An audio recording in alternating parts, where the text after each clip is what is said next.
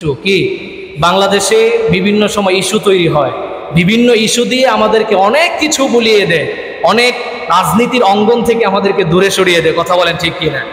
আসলে এই Russell viper মূলত কিছু না, এটা হচ্ছে একটা ইস্যু সরকারের, ঠিক না বে ঠিক?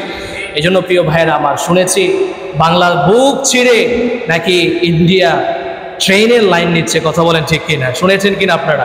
অনেক বিশেষজ্ঞরা বলছে যে এটা বাংলার বুক চিরে যদি ট্রেনের লাইন নেয় তাহলে এটা আমাদের জন্য মঙ্গল হতে পারে না, এটা আমাদের জন্য সামনে আগাম ভবিষ্যতে সমস্যা হতে পারে।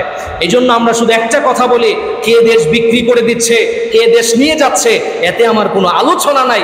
আমার কথা হচ্ছে, দেশের উপরে যদি আঘাত আসে, দেশকে নিয়ে যারা ষড়যন্ত্র করবে, আমরা যেভাবে 1971 সালে জীবন দিয়ে দেশকে হেফাজত করেছি, আবারও যদি যুদ্ধ করতে হয়, 1971 সাল কায়েম করতে হয়, আরো ভয়ঙ্কর 1971 সাল কায়েম হবে।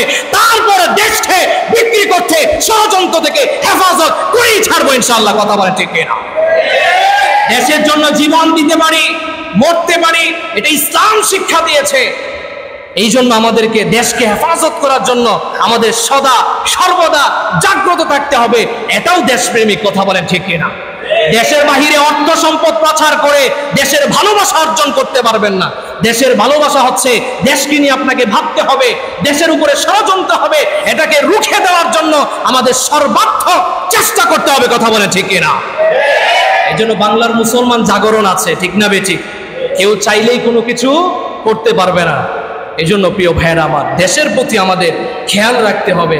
শুধু নিজের প্রতি খেয়াল রাখলাম, স্ত্রীর প্রতি খেয়াল রাখলাম, এতটুকুই যথেষ্ট না। ইসলাম এবং দেশ উভয়ের প্রতি খেয়াল রাখতে আল্লাহ তাআলা বুঝার তৌফিক দান করেন। আমিন।